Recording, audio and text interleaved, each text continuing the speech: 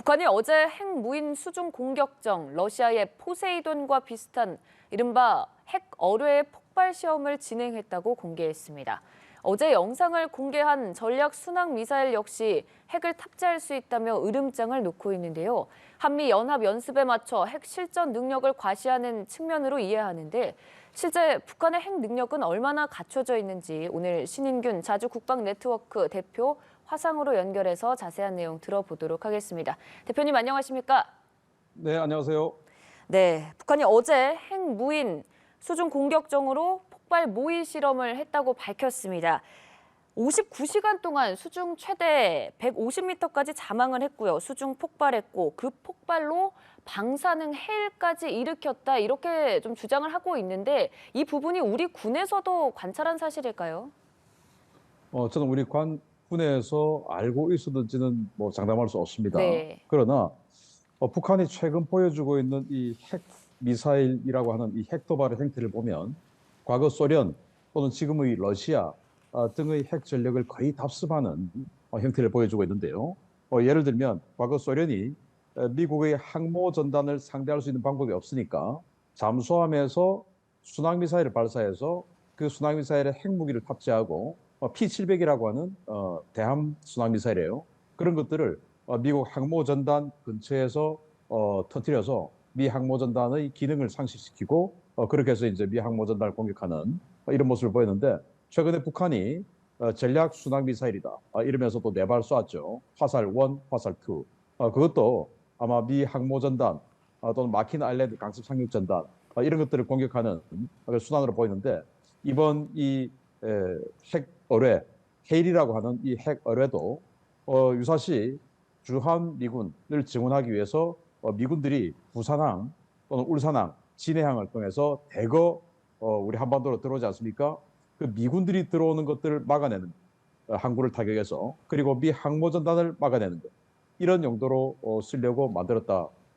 그래서 충분히 그동안의 행태를 보면 러시아, 소련을 답습했기 때문에 이런 무기를 만들었을 것으로 예상은 할 수 있으나 우리 군이 정말 이런 것들을 탐지하고 있었는지는 알 수 없다라고 저는 봅니다. 네. 만약에 수중 폭발이 가능하다고 본다면 해류를 따라서 조용히 이동을 해서 우리나 미국의 전략 자산을 공격할 가능성도 있는 상황인데 그 정도로까지 위협이 될 거라고 보세요? 충분하죠. 왜냐하면 우리 동해 같은 경우는 한류와 난류가 섞여서 흐릅니다. 해안선 따라서는 한류가 북에서 남으로 내려와요. 그리고 이제 조금 한 10여 킬로 밖으로 나가면 난류가 남에서 북으로 올라갑니다. 그래서 잠수함 같은 경우는 마양도 기지 심포 앞바다에서 출항을 해서 시동을 끄고 그냥 해류에 함선을 얹어버리면 바로 속초 남쪽까지 떠밀려 내려옵니다. 탐지가 안 된단 말이죠.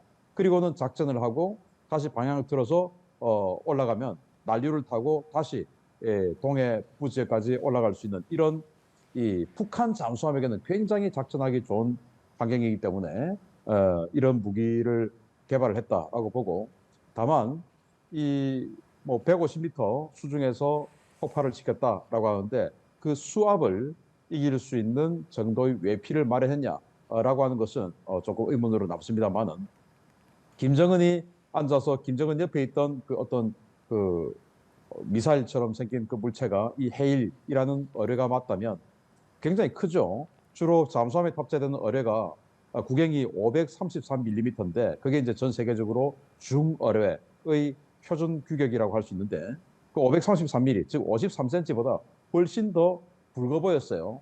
그 말은 이거 이제 잠수함에 탑재해서 잠수함에서 쏘는 그런 정도 크기나 구경은 훨씬 더 초과했다. 그래서 잠수함 탑재용은 아니고 그냥 북한의 마양도라든지 이런 잠수함 기지에서 지대 함 또는 지대 해용으로 쏘는 지상에서 바로 발사하는 이런 용도로 보는데 정말 이 개발이 사실이라고 하면은 우리 군으로서는 현재 전력으로서는 탐지하기가 힘들고 막아내기는 더더욱 힘들다라는 우려가 생깁니다. 네. 우리가 탐지하기 어렵다는 점이 좀 더 위협적으로 다가오는 상황인데 이 무기가 얼마나 위협적인가, 핵탄두를 얼마나 작고 견고하게 만들어냈는가도 연관이 됩니다. 북한의 핵 소형화 수준, 대표님이 보시기에 어느 정도 수준까지 올라왔다고 보세요? 북한이 지난 2013년, 그러니까 지금으로부터 10년 전이죠. 3차 핵실험을 했을 때, 그때 북한은 핵의 소형화, 경량화를 완성했다라고 주장했어요. 그로부터 지금 10년이 지났고, 그로부터 핵실험도 3번이나 더 했습니다. 따라서 북한이 핵탄두를 완전히 소형화했다고 보여지는 것이 사실이고, 그리고 그동안 북한이 화살 뭐 1, 화살 2 이런 것도 쏘면서 핵 순항 미사일, 전략 순항 미사일이라고 했거든요. 그 말은 그 덩치가 조그만 순항 미사일에도 핵탄두를 장착할 수 있는 그 능력까지 소형화시켰다라고 봐지는데, 이 해일이라고 하는 이 수중 어뢰는 그 화살 1, 화살 2 순항 미사일보다 훨씬 더 덩치가 커요. 그러니까 화살 1에 들어갈 수 있을 정도로 소형화됐다면 이 핵 어뢰는 당연히 훨씬 더 수월하게 들어갈 수 있을 것이다라고 보고, 다만 정말로 해일을 쓰나미를 일으킬 정도의 위력을 나타내려고 하면은 수소 폭탄이라든지 증폭 핵분열탄, 그중에서 증폭을 아주 여러 번 시키는 그런 정도 수준의 고위력화가 되어야 쓰나미를 일으킬 수가 있는데, 그건 좀 의문스럽지만 아직 그 정도 능력의 핵실험은 보여주지 않았거든요. 이를테면 지금 러시아가 개발한 포세이돈 같은 경우는 길이가 한 20m가 넘습니다. 그리고 구경이 2.4m예요. 벨고로드라고 하는 잠수함에 실려서 작전을 하는데 그 추진 장치가 소형 원자로입니다. 그렇게 해서 뭐 무한 동력으로 작전해서 미 서부, 미 동부까지 진출해서 터뜨리는데 위력이 무려 100메가톤입니다. 100메가톤을 해저에서 터뜨리면 이 해저에서 해일이 일어나서 미 서부 해안 전역을 500m 높이의 쓰나미로 덮어버리는 게 러시아가 지금 개발한 포세이돈인데, 지금 이 북한의 해일은 그런 정도 100메가톤 뭐 이 정도는 안 되겠죠. 그렇지만은 한 50m 또는 100m 정도의 쓰나미만 한다 하더라도 부산, 울산 또는 진해, 포항 이런 정도 해안 도시들은 완전히 초토화시킬 수 있는 이런 능력이 있기 때문에 이건 정말 특히나 북한 스스로가 방사능 해일을 일으킨다라고 했기 때문에 사실은 뭐 이 핵무기라는 게 전부 비인도적이지만 그래도 충격파를 통해서 파괴력 위주의 이 무기 체계가 아니고 방사능을 다량으로 그냥 흩뿌려서 그 파도에 방사능이 묻어서 전 도시를 쓸어버리면 어떻게 되겠습니까? 나중에 방사능 피폭 피해가 더 심각해집니다. 이런 핵무기 중에서도 가장 비열한 비인도적인 핵무기를 개발했다는 데 대해서 국제사회가 한 목소리 또 한 행동으로 북한을 규탄하고 제재해야 된다고 봅니다. 네, 말씀처럼 북한이 공언한 만큼의 기술력을 갖췄다면 이게 충분히 좀 위협적인 상황임을 짚어주셨는데요. 북한의 핵탄두 소형화 기술, 이에 대해서 우리 군 당국, 그러니까 이종석 국방부 장관도 진전을 이뤘다라고 평가를 하고 있는 상황입니까? 외견적으로는 우리 국민들을 안심시키기 위해서 네. 뭐 아직 지켜볼 상황이다라고 이렇게 완곡하게 표현을 하겠지만 실제 군이라고 하는 것은 언제 있을지 모르는 전쟁을 대비해서 존재하는 조직이 군이지 않습니까? 그래서 우리 이종석 국방장관뿐만 아니라 우리 국방부 또 군의 이 핵 대응하는 그 기관들 또 군인들은 대부분 북한의 핵 능력이 실제화되었다. 소형화 경량화뿐만 아니고 실제화되었다라고 보면서 지금 전력 구성을 하고 있는 것으로 알고 있습니다. 네. 그렇다면 북한의 핵 능력이 어느 정도까지 갖춰졌다고 보시는지를 좀 말씀해 주시면 좋을 것 같습니다. 저는 지금 북한의 핵탄두 숫자가 네. 최소 50발에서 100발 사이 정도는 되지 않을까라고 아, 네. 보고요. 또 그렇게 볼 수 있는 게 해커 박사가 북한의 고농축 우라늄 시설을 보고 그가 봤던 그 시설보다 최소 두세 배는 더 있을 것이다라고 예측을 했던 게 아주 오래됐습니다.